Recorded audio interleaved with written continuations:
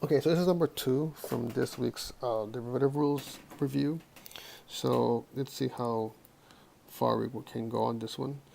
So this is a quotient, a fraction of two functions. So I'm going to write up here, the first thing we're going to need, of course, is a quotient rule. So let me write it down here clearly, if you can see it here. That's the best way to write things, but it's a u over v prime is a u prime v minus u v prime over v squared. So that's the quotient rule, and we're going to use it here several times again. So let's start. So okay, so let's just jump into it. I mean, there's nothing about it, but just do it. Once you identify which rule you're going to use, just do it. Okay. So okay, so let's jump into it. I'm going to try to not do that zoom button. That's a little bit distracting, but see how I can do this. So I'm going to write g prime, the first derivative of this function, is going to be derivative of the top, which is the natural log, so it becomes 1 over 20x plus 1 times the bottom. Sorry, I'm not done. It's 1 over the natural log times the derivative of the inside. So I need to multiply times the derivative of 20x plus 1, which is still a 20. So I'm going to save us some space and put it right here. That's a 20 that will go in the top. Okay.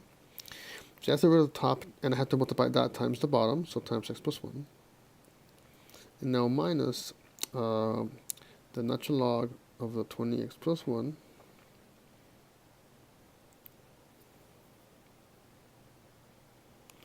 times the derivative of the bottom, which is just a 1, right? So I can just avoid that.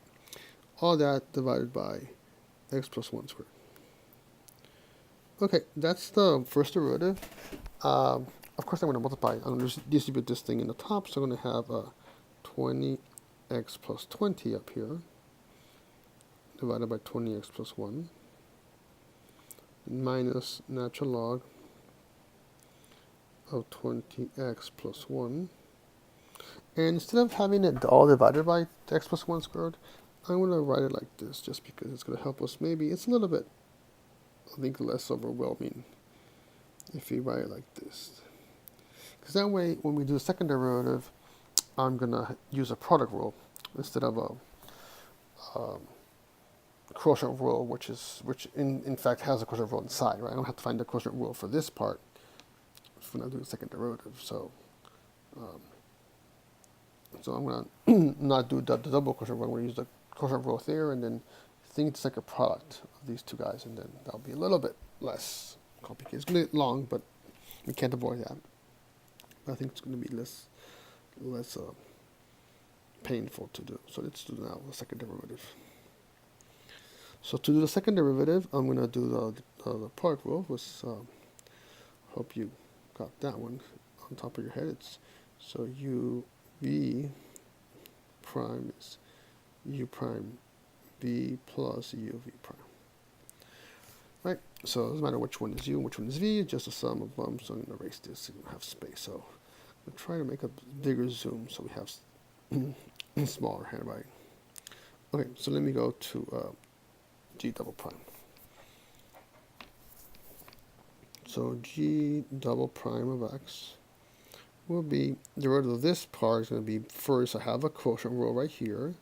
So going to be denominator squared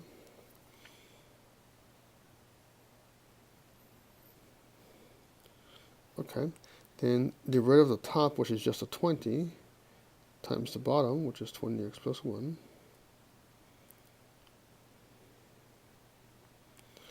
Then minus derivative of the bottom, which is again a 20, times the top, which is 20x plus 20.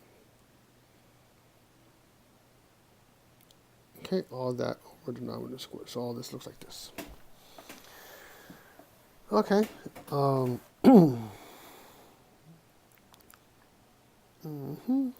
now that's the derivative of this part. Then I'm going to take the derivative of the natural log part.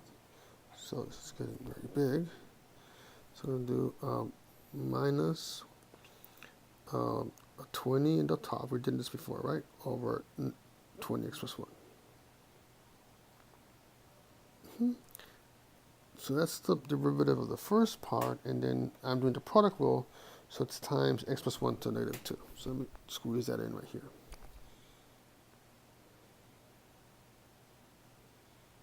To the negative 2, right?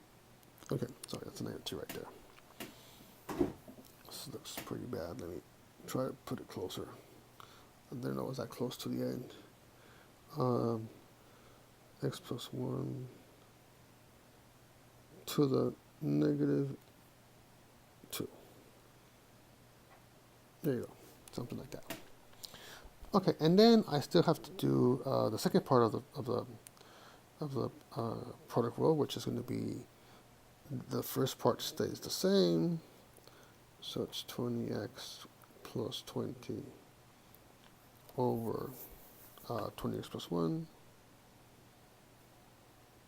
minus natural log of 20x plus 1. And now the derivative of the second part, which is a negative 2 times x plus 1 to the negative 3. Okay, so that's the second derivative. Now, how much we want to work this out? Well, I think there's something. I think something was simplified in this first part. And if we work these guys out, something's going to happen in here. If we work these out. Okay, so let's work on that part a little bit. So let's go to the blue. So I don't know why I have all this shifted away. So let's start over here. So this is no equal sign here, just plus, right? This is a plus. Okay. So the first part, I can try to make a zoom here and see what happens here. So now this is going to be equal to big bracket 40x plus 20 minus a 40x minus 400. Right, so the 40x cancel right there. And now it is over 20x plus 1 squared. This part, nothing happens over here. It's a very bad 400. Let me change that. Okay. 40, sorry, that's not 440. It's 400x, right? That's 400x, so sorry for that. But I missed some zeros here. So I'm missing a 0 here, and I'm missing a 0 here. Yeah. This is 400x plus 20 minus 400x minus 400. Okay. And then over here I get, still have the 20 in the top and 20x plus 1 in the bottom. That's coming from over here. And you still have the x plus 1 to the negative 2. And then in the second part, I think nothing cancels. So this is a product, right? Should probably do like that. So the second part, I think nothing cancels. So I'm going to have, I'm going to put a minus 2 in front of it and write that. I have a copy paste here, but there's no copy paste in my software. So I have a minus 2, that's this negative 2 over here, and just copy this. So I have a 20, I have a 20x plus 20 over 20x plus 1 minus natural log of 20x plus 1. Oop, sorry, something bad here, finger. Okay. Natural log of 20x plus 1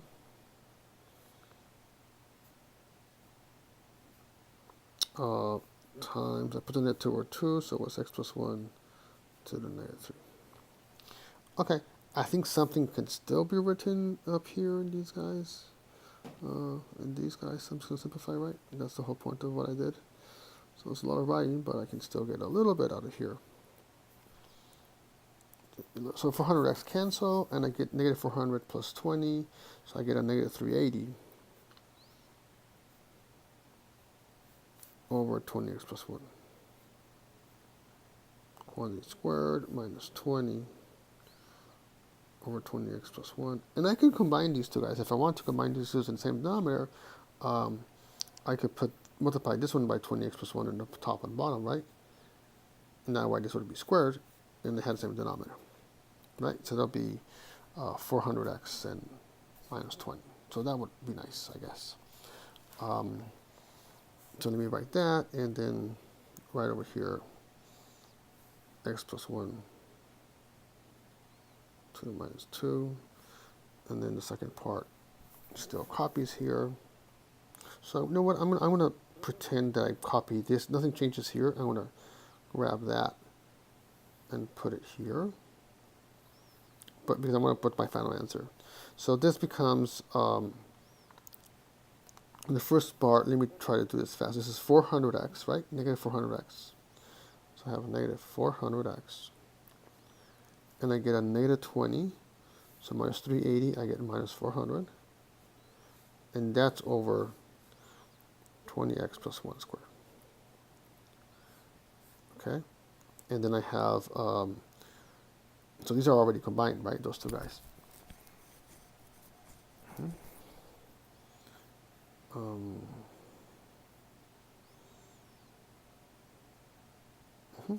That's this, and that's going to be multiplied the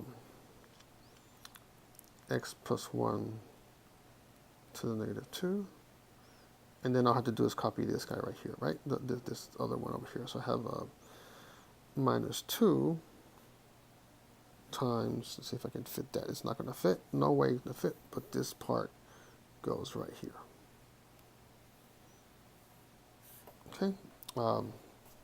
That doesn't fit, but that's what I'm going to write. Might run out of space, but so you can work these out, and something does happen, and something to simplify. Okay, so that's good enough for me. So it's a lot of work. I run out of space, but I hope you understand what's going on. So whatever's in this blue box here, or I'm calling it a red box here, that still needs to be added right here, right? That's this part. That'll be right here. So if you turn into something like this, where you put boxes and you tell me that goes here, I don't want to copy it or run out of space, that's fine. As long as all the steps are right there and I can understand what happened. This simplification here was worth doing it, right? It's simplified. This looks a lot better than what we had up here, right? This is what we had started with, so it's worth that little algebra to get to that point. Okay.